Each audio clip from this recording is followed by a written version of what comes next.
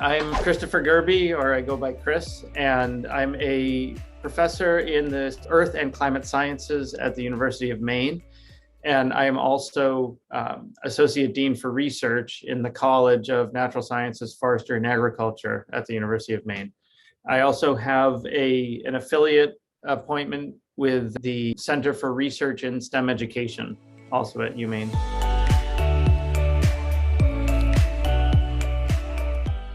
I wasn't sure what I wanted to go into. I just know I wanted to do something that touched the outside science discovery in some way or another. It happened to end up being something in the geological sciences, which has now expanded a bunch for me. But I knew more of the characteristics of the job than the actual job that I wanted, and partly because I didn't know what being a professor would be like really until after I got to college. One of the things that I've felt my kids are fortunate about is that they're growing up in a town with a university, so they get exposed to a lot of these things. And whereas I and most people grow up in towns that do not have universities there, so they just aren't aware of or don't have the connection to the breadth of field and experiences. This is a story that I often tell when people ask why am I in the geosciences at all. The short version of it is that I went to college thinking I would be a physics or astronomy major, but then that sequence of classes didn't start until the spring. So I needed something to do in the fall, and I went to an introductory session for geology. And they showed up in shorts and sandals and said, "We're going to go explore Death Valley at spring break." And I said, "Sounds good to me." So took a geology course the first semester and just really enjoyed the people, the community, and the science that was part of that. Well, I eventually found my way into the field of tectonics. So thinking about how continents are moving, what are really the big root causes of earthquakes and volcanoes shaping the land at a global level. So that was always sort of what drew me and what I did a lot of research in. But then I think overall what has kept me interested is being able to see the connection between the mathematics and physics and the observations. So bridging the ability to go make observations, ask the question, why did this happen? And then use analytical tools like electron microscopes or ion microprobes and get numbers, get some hint towards answers, and then also use math, physics to do numerical modeling and sort of bring all of those observations, analytical techniques, and modeling approaches together to answer questions. I really like it all. I think the part that sort of holds my heart with it, though, is getting out in the field and being able to see these natural features. I've started a new project that's involving snow, but I also have done work on ice and rocks. And all of that really is going out and seeing what's the natural world producing and in what ways might it impact society. And then asking questions about how it happened and in what ways can we better understand the processes that form the planet that hosts us.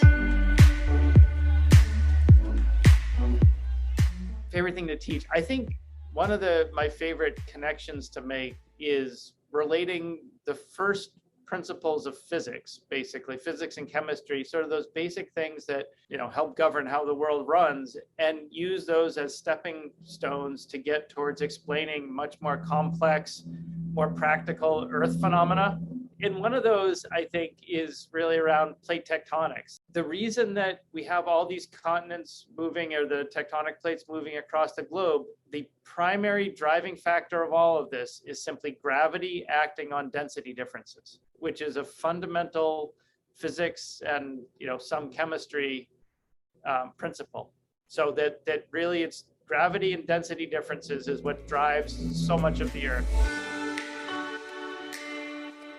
my kids always ask me, hey, Dad, what's your favorite thing? And I say, I don't have favorites because there are a lot of interesting things, but that's a really hard one to answer. But I'd say one of the things that's been really interesting in the past few years that we've been working on is faults, earthquake faults, and other ways that rocks break. But deeper down, a lot of the rocks flow and they don't break.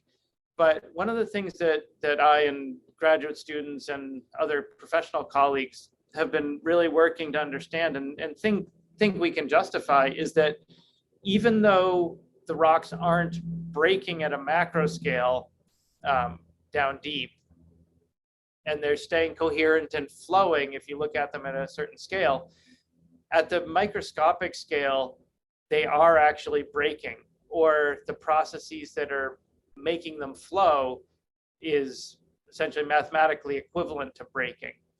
So that's a really big difference in how we describe how the mechanical properties of rocks can change over time, is being able to think of them all as breaking. And another colleague of mine who's been working a lot on landscape development came to that conclusion for erosion, that he has been describing erosion as basically like breaking as particles are pulled off rocks.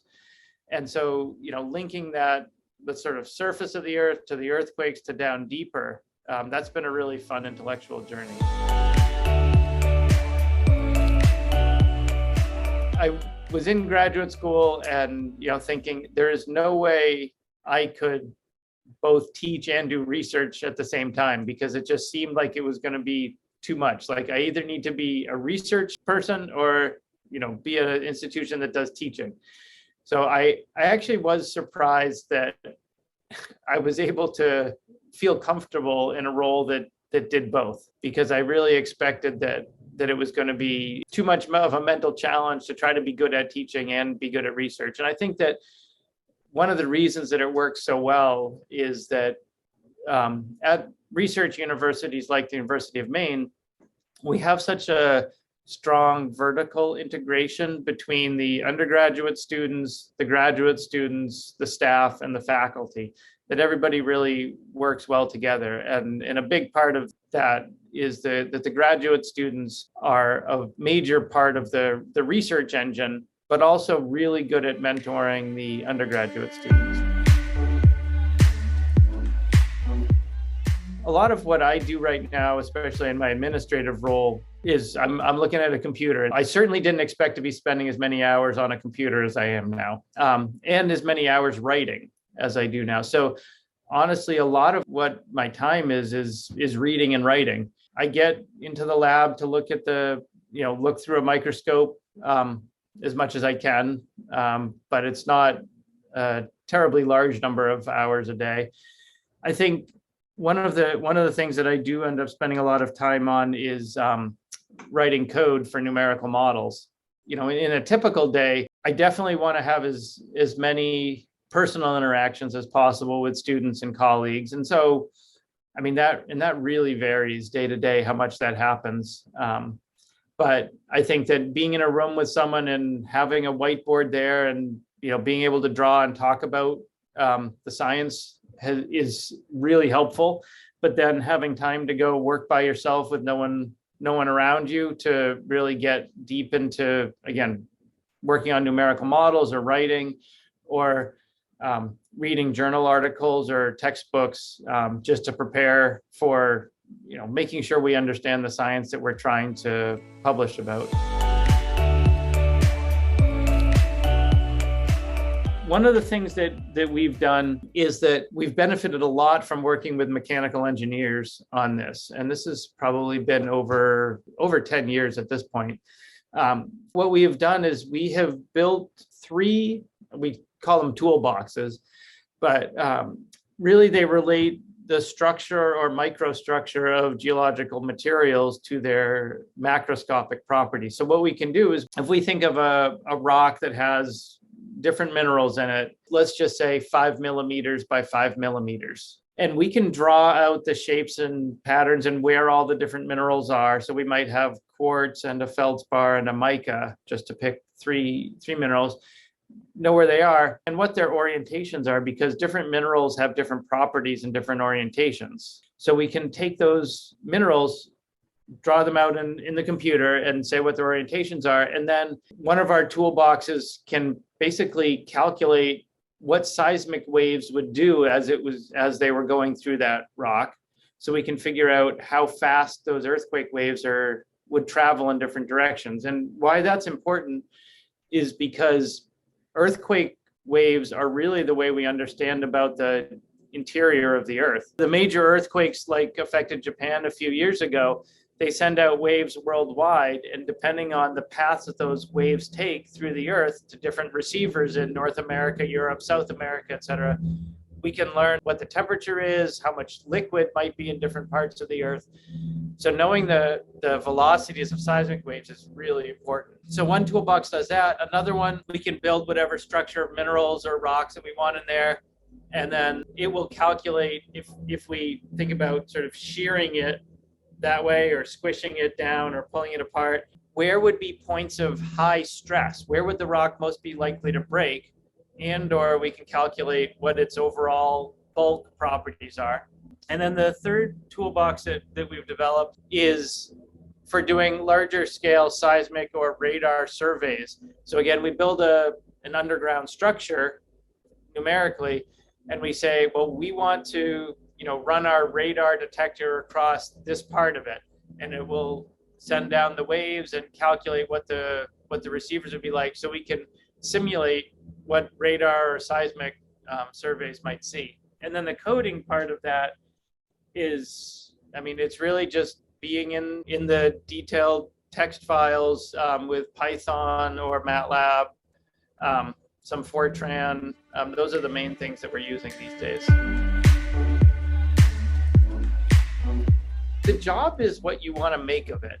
So there's no one right set of skills. I think the biggest qualification is curiosity. If you're doing research, that means you want to find out answers to questions. And then the teaching part of it is you want to be able to effectively share what you have learned to people who can go use it in other ways. So most of the people who come through the university don't go on to careers in research. They go on to careers as someone who's trying to improve water quality, or look at seismic hazards, decide what's going to happen if an oil tank leaks underground, that sort of thing. So we want to make sure that we are sharing the best information we have so that they can go do their future jobs the best they can. I'd say work informally, like that's where the learning happens. It's not all within the four walls, and it's not all by some script, by a lecture. It's really a lot of interaction. So being able to embrace that is really valuable. And then beyond that, for more specific stuff about what I do, I think organization, being able to take detailed notes and keep track of the observation so you can document it so other people can either reproduce or trust what you've done. And then, at least for me, this certainly isn't true for everybody, but I really appreciate linking the math and physics and chemistry to the earth science side of it and seeing how those are connected. And one example for that is that the equations that describe how the interior of the earth flows, how oceans flow, how glaciers flow, how air in the atmosphere flow, it's the same equation. It's all the Navier-Stokes equation, but it's different values for the constants that are in the equations, and different terms are more important in one place or another. But the essential root mathematical equation for earth, ice, air, water, it's the same. And seeing, so one skill that I really appreciate is when people can look for those sort of cross-field connections to see how the fundamentals tie together. The national parks are wonderful, and not just the national parks, but any of those or many of those public spaces where they have a lot of the basic interpretations developed, but these are also places just of magnificence and wonder. these prominent features with some basic explanation. So you can ask, well, why is it there? And there are some answers to that. And then from there, you get more into the more detailed questions you can ask. But I just find that for, again, in the earth sciences realm, just finding places that you love and understanding why they look the way they do is a great starting point. One of the places that, and this isn't necessarily so much about the science, but it gets towards it, is that the geosciences are currently not very diverse. Oh, and I know that there has been a lot of discussion lately and a lot of activity trying to make sure that everybody, regardless of, let's say, disability status or whether they want to be a field scientist or an engineer, starting to feel more like they can find more opportunities there. So I think that by expanding the number of voices in the room and the experiences of those voices, we'll be able to make a lot more discoveries. I guess one of my big hopes is that there's a lot more understanding from the general population about uncertainty. So climate change is one big topic, obviously.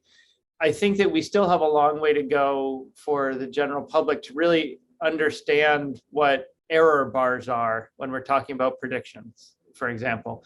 And knowing that, a particular hurricane doesn't mean that there's climate change, but the pattern of a lot more and a lot more intense hurricanes does point to the changing climate. So I'd love to see more of that communication and understanding. I also hope that the field does not forget the wonderful, awe-inspiring moments like the Webb telescope, the images that the telescope, which was obviously a very expensive project that took 20 years to build, but the new images that telescope are producing are just fantastic, and they inspire people to understand more. So that I hope we do continue projects like that and those major awe-inspiring opportunities to get people interested.